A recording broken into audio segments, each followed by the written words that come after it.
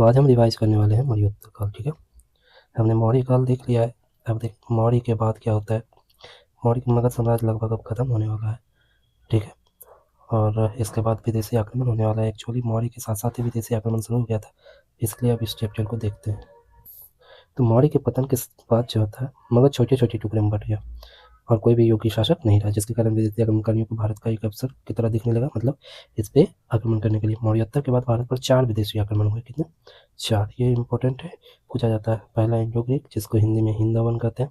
दूसरा शक थे, जिसको इंग्लिश में सीथियन कहते हैं। और तीसरा पहलव थे, इंग्लिश में पार्थेन कहते हैं। चौथा थे कुषाण, ISP के। सबसे पहले पहले किसका आक्रमण हुआ है? इंडो ग्रीक का आक्रमण हुआ है, हिंद यूनान का। तो देखते हैं। इनका जो क्षेत्र था, हिंदू कुश पर्वत के समीप का बैक्टीरिया प्रांत था। ठीक है, हिंदू कुश पर्वत है ना, इन्हें बैक्टीरियन शासक भी कहते हैं। इंपॉर्टेंट है, बैक्टीरियन शासक भी कहते हैं। हिंदी यूनानी भारत में 2 चरण में आए। ठीक है, दो फेज में आए। प्रथम फेज क्या था? डेमेट्रियस ने लगभग 183 ईस्वी पूर्व में। कौन? डेमेट्रियस। पश्चिमोत्तर भारत पर आक्रमण करते हुए पंजाब एवं सिंध प्रांत को जीत लिया और अपने जीते गए क्षेत्र की राजधानी कहाँ रखा? शाकल, जो कि सियालकोट अभी पाकिस्तान में पड़ता है। और डेमेट्रियस वंश की स्थापना की कब? 183 ईस्वी पूर्व। डेमेट्रियस ने शुंग राजा पशु में शुंग पर आक्रमण किया, लेकिन पराजित हो गया। डेमेट्रियस के बाद अगला शासक कौन बना? मेनेंजर। इसने भी शुंग राजा पशु में शुंग पर आक्रमण किया, किंतु फिर ये भी पराजित हो गया। इसे मेनेंजर बौद्ध भिक्षुक नागसेन ने बौद्ध धर्म की शिक्षा दी है इसे, और इसे बौद्ध धर्म अपनाने वाला पहला विदेशी कह सकते हैं। ठीक है, नागसेन एवं मेनेंजर, जो कि दूसरा शासक था, मिलिंद के वार्तालाप की चर्चा कौन सा पुस्तक में है? मिलिंद पन्हु में। ठीक है, मिलिंद पन्हु, ये वाला पुस्तक। अब द्वितीय चरण की बात करते हैं। ठीक है, इसमें यूक्रेटाइस ने तक्षशिला में यूक्रेटाइटिस वंश की स्थापना की। इस वंश के शासक एंटियाल ने अपने राजदूत हेलियोडोरस को शुंग राजा भागवत के दरबार में मित्रवत संबंध स्थापित करने के लिए। ठीक है, शुंग राजा भागवत। हेलियोडोरस भागवत धर्म से प्रभावित होकर इस धर्म को अपना लिया और इस धर्म के सम्मान में विदिशा विजयनगर में एक गुरुध्वज अभिलेख बनवाया। यह किसी राजदूत का एकमात्र व्यक्तिगत अभिलेख है। ठीक है, और इस वंश के अंतिम शासक कौन थे? हर्मियस थे। अब आते हैं हिंदी यूनानी की विशेषता पर। ठीक है, इंडो ग्रीक की विशेषता क्या थी? ये यवन से आकर भारत में बस गया था, इसे इन्हें हिंदी यूनानी कहा जाता है। इन्हें काली मिर्च बहुत पसंद थी। ठीक है, गुल की जिसे कहते हैं, इसीलिए इन्हें काली मिर्च को यवन प्रिय कहा गया है। भारत में पहली बार चित्रयुक्त और लेख युक्त सोने के सिक्के इन्हीं के द्वारा चलाए गए, जिसे गिरम कहा जाता था। यह क्रोस्टी भाषा में लिखा गया। यूनानियों ने भारत में खगोल, ज्योतिष, गणित तथा समय का गणना प्रारंभ किया। भारतीय नाटक का विकास यूनानियों के द्वारा हुआ है। माया नाटक का विकास। भारतीय नाटकों में पर्दा के लिए यूनानियों का अवनिका कहा जाता है। इंडो ग्रीक शासन में मूर्ति निर्माण के क्षेत्र में एक नई शैली आई, जिसे गंधार शैली कहते हैं, और इसी शैली में निर्मित प्रथम मूर्ति महात्मा बुद्ध की बनाई गई। ये इंपॉर्टेंट पॉइंट है। अब आते हैं शक वंश, सीथियन वंश जिसे कहते हैं, सीथियन। ये जो थे वो दूसरा आक्रमणकारी थे। ये बोलन दर्रा पास करके आए थे, वही बोलन पाकिस्तान पे है ना। शक मध्य एशिया के रहने वाले थे। इन्हें यूची वंश वालों ने मध्य एशिया से भगा दिया था। शक राजाओं को क्षत्रप कहा जाता था। शकों के शासन व्यवस्था क्षत्रप शासक व्यवस्था से शासकों ने भारत में उत्तर एवं पश्चिम में अपने साम्राज्य का विस्तार किया। ठीक है, तो ये इंडिया है और ये इस तरह का, तो उन्होंने इस उत्तर पश्चिम भारत और पश्चिम भारत में अपना शासन जमाया था। ये 5 जगह आकर के बसे थे। इंपॉर्टेंट है क्योंकि ये जगह पूछी जाती है। ठीक है, पहला कंधार है, दूसरा तक्षशिला, तीसरा मथुरा, चौथा उज्जैन, पांचवा नासिक। तक्षशिला में शक वंश की स्थापना मेउस के द्वारा किया गया था। ठीक है, मथुरा में किसके द्वारा की गई थी? राजुल के द्वारा। उज्जैन में चेष्टक या यशोमती के द्वारा। नासिक में भूमक के द्वारा। मथुरा के साथ शासक राजुल को मालवा के शासक 57 में पराजित कर दिया और विक्रमादित्य की उपाधि धारण की थी। ये इंपॉर्टेंट है। और इसी उपलक्ष्य में कौन सा विक्रम संवत जारी किया गया? 57 ईस्वी पूर्व में। भारतीय संविधान का यह मूल कैलेंडर था, किंतु 1957 में शक संवत को अपना लिया गया, जो कनिष्क के समय चालू किया गया था। नासिक के शक शासक नहपान ने सातवाहन वंश गौतमी करने पर आक्रमण किया, किंतु पराजित हो गया। इंपॉर्टेंट है, सातवाहन वाला में भी हम लोग पढ़े थे। और इस चीज़ की जानकारी कहाँ से मिलती है? तो नासिक के जोगल थम्बी के सिक्कों से मिलती है। इन सिक्कों पर एक तरफ नहपान की आकृति है तो दूसरी तरफ गौतमीपुत्र सतकर्णी की। सबसे प्रतापी शक शासक कौन था? उज्जैन का रुद्रदामन था। ठीक है, गिरनार अभिलेख में इसका भी वर्णन है। सातवाहन शासक विशेष पुल्लमी को पराजित कर दिया था। ठीक है, पुल्लुवामी को पराजित कर दिया था। रुद्रदामन का गुजरात और सौराष्ट्र प्रांत में गिरान बढ़ाने पर जूनागढ़ अभिलेख मिला है। ठीक है, जूनागढ़ अभिलेख, ये भी इंपॉर्टेंट है। ये भी इंपॉर्टेंट, संस्कृत भाषा में लिखा भारत का पहला अभिलेख है ये। इस अभिलेख से यह जानकारी मिलती है चंद्रगुप्त मौर्य ने सरकारी खर्च पर गुजरात का सुदर्शन झील बनवाया था। चंद्रगुप्त मौर्य ने, यह अभिलेख चंद्रगुप्त मौर्य के पश्चिम में विस्तार की जानकारी देता है। रुद्रदामन ने सुदर्शन झील का पुनर्निर्माण किया था अपने अधिकारी सुविशाख के द्वारा। कुछ शासक स्कंदगुप्त ने इस झील का पुनर्निर्माण भी करवाया था। अंतिम शक शासक कौन थे? रुद्र सिंह तृतीय। ठीक है, कुछ शासक चंद्रगुप्त द्वितीय ने शकों का सर्वनाश कर दिया।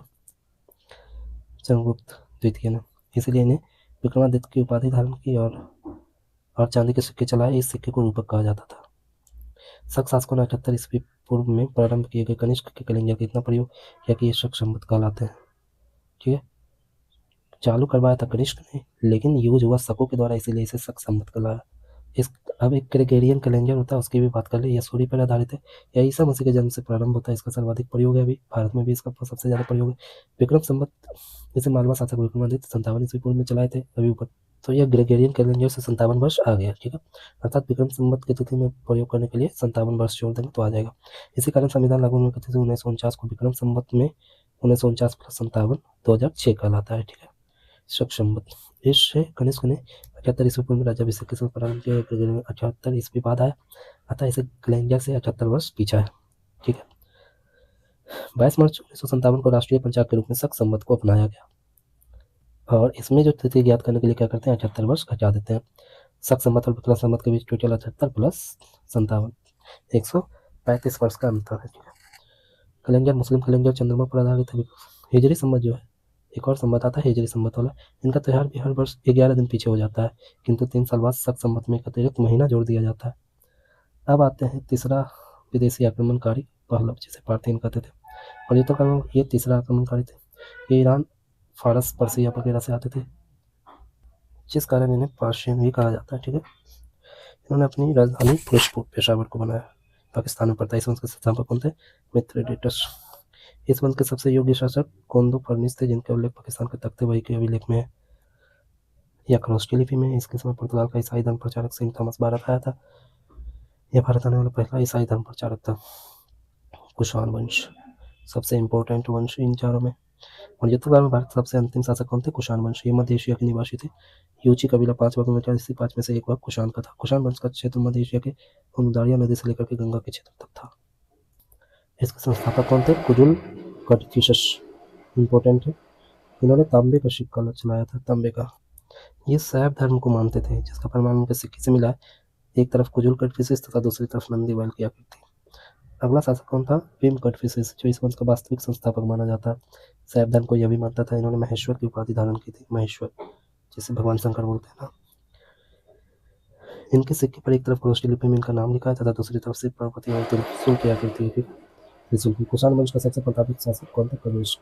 78 ईस्वी पूर्व में अपना राज्याभिषेक करवाया और इससे अवसर पर शक संवत का आरंभ किया। ठीक है, इसने अपनी राजनीतिक राजधानी पेशावर को बनाया, जबकि सांस्कृतिक राजधानी कहाँ था? मथुरा, जिसे मंदोसा कहा जाता था। कनिष्क ने पाटलिपुत्र पर आक्रमण किया और महात्मा बुद्ध का भिक्षा पाता तथा यहाँ के दार्शनिक अश्वघोष को अपने साथ लेता गया। इसी अश्वघोष ने कनिष्क ने अपने राजकवि का दर्जा दिया है। कनिष्क बौद्ध विद्वान पार्श्व के कहने पर कश्मीर के कुंजल और किसके कहने पर? पार्श्व। कुंजल ने चतुर्थ बौद्ध सम्मेलन कराया। इसके अध्यक्ष और उपाध्यक्ष के अध्यक्ष कौन थे? वसुमित्र, और उपाध्यक्ष अश्वघोष। इसी सम्मेलन में बौद्ध धर्म 2 शाखा में बढ़ गया,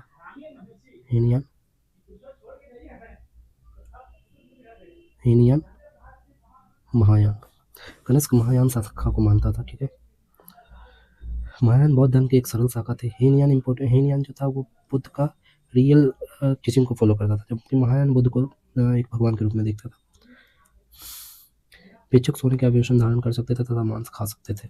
कनिष्क के प्रयास से बौद्ध धर्म को महायान शाखा का प्रचार मध्य एशिया और चीन में हुआ। कनिष्क के दरबार में पार्श्व, वसुमित्र, अश्वघोष, नागार्जुन तथा चरक नामक विद्वान थे। इंपॉर्टेंट है, क्योंकि कभी कभी पूछ जाता है चरक किसके दरबार में थे।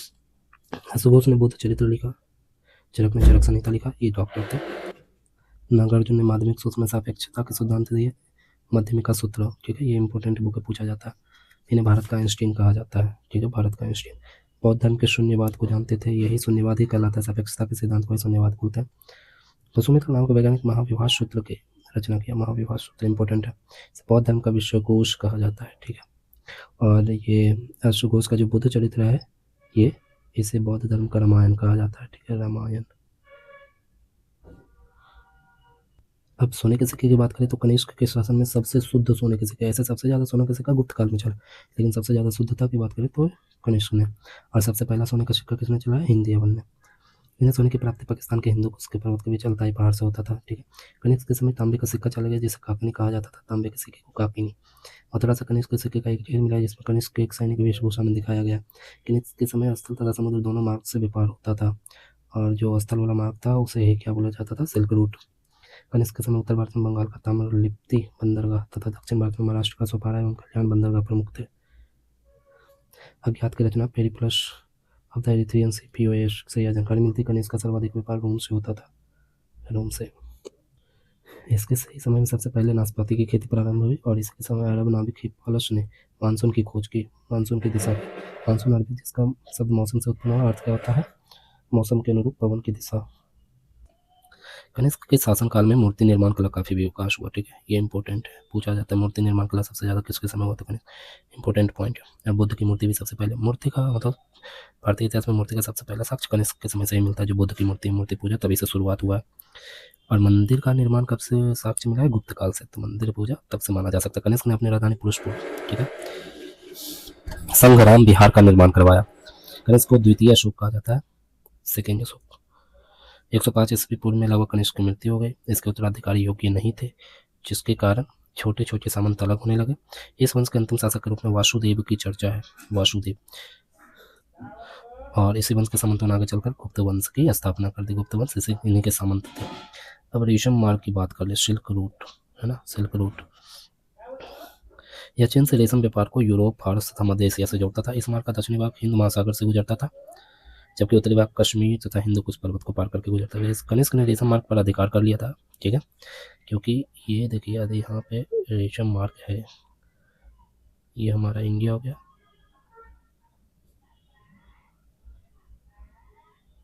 ये इंडिया हो गया। तो कनिष्क का अधिकार लगभग इतने क्षेत्रों पे था, इस तरफ, ठीक है। और रेशम मार्ग इसे होकर के यूरोप की तरफ जाता था। तो कनिष्क के रेन से ही होकर जाता था, इसीलिए उस पर ये अधिकार कर लिया था।